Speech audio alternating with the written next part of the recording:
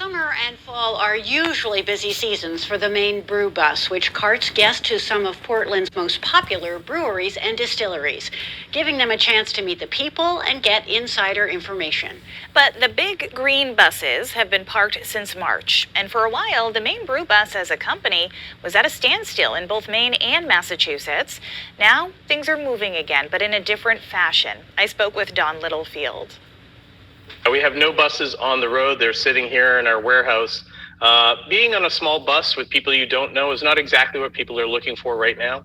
And then in addition, the breweries are not able to have people on the inside of their facilities, which is kind of our bread and butter, is to have that insider access. So what you're doing is what you're calling open air tour option. What does that mean?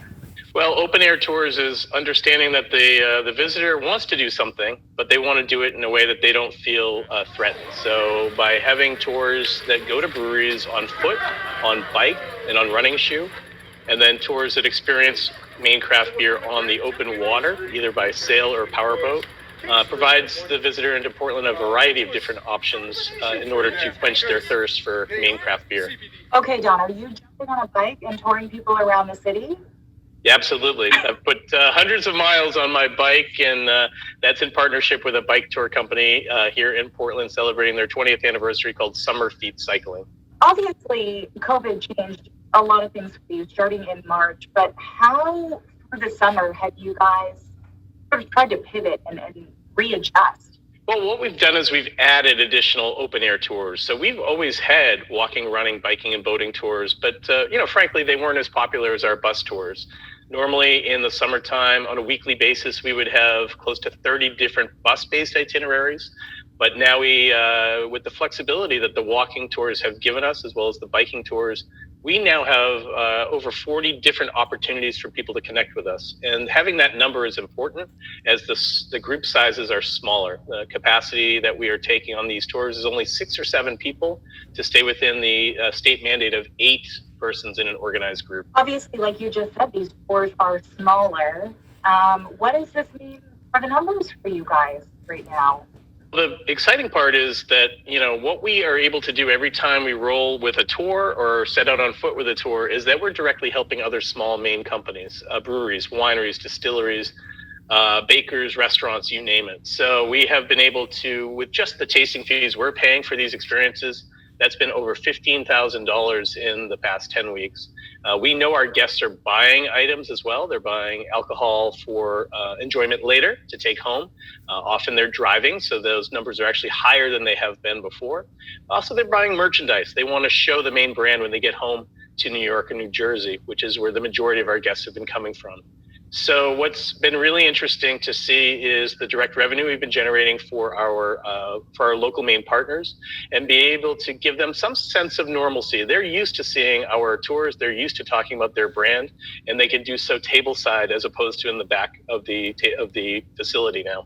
One of the things that's a little terrifying right now for a lot of these breweries, for these restaurants, and for you guys is what happens when winter comes. When the snow flies, it's going to be hard to bike or walk.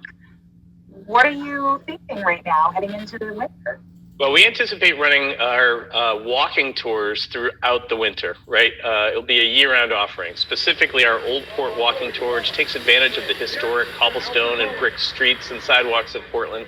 We figure people will be able to bundle up and enjoy that, as it takes only about 12 to 15 minutes of walking before you're able to stay warm with some craft beer at a local brew pub. Some of our other tours that are more focused right on breweries remains to be seen. A lot of breweries are literally stoking the fires so that the guests can stay there tableside, outside, even in the middle of winter. And we anticipate that the thirsty guests will bundle up as well and join us for those tours. As far as boating and biking, those are obviously seasonal. They'll be back next spring, and we'll have even more options to bring people out by those other open air methods. Any sense from the state or even from talks within your company on when you might finally be able to bring the bus back out, even if that means minimizing how many people get on? We did do a couple of tests in the past couple of months, and there are definitely breweries, mostly brew pubs, that are willing to have our small groups come in. So we may test some of those as well this fall and winter. But the reality is that the general public has to be somewhat comfortable on being on a bus. And so sometimes that might mean family groups that are coming out, celebrating birthdays, anniversaries, perhaps pre-wedding rituals, which still happen regardless. And one of our buses is a lot bigger than this one, so we'll be able to take even small groups, but have distancing on the bus itself. A piece of welcome news for the Maine Brew Bus. As of November 2nd, indoor service can resume at bars and tasting rooms in Maine. Still, as Littlefield just said, they're not quite sure when the buses will be back on the roads, so stay tuned.